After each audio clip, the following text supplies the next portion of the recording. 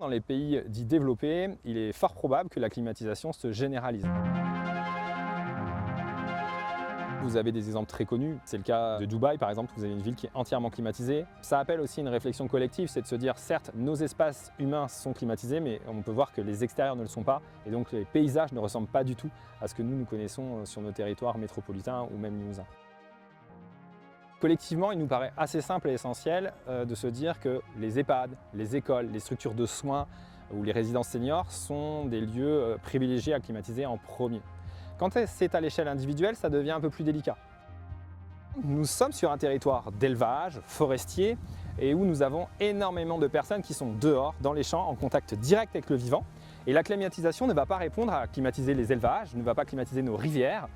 Quelles sont les vraies solutions qu'on va mettre en œuvre pour atténuer le changement climatique et quelles sont les mesures très concrètes qu'on va mettre aussi pour s'adapter. Adapter les horaires de travail par exemple, adapter aussi nos manières de fonctionner, comment on ralentit. Quid des sujets du transport, de la manière dont on s'alimente également, la désimperméabilisation mais la désartificialisation des sols.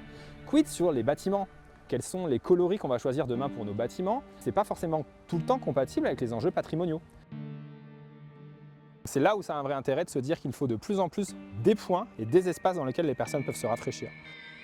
On bénéficie de la climatisation de manière naturelle, ça s'appelle des arbres. Et c'est un point important aujourd'hui à traiter dans nos politiques de gestion climatique.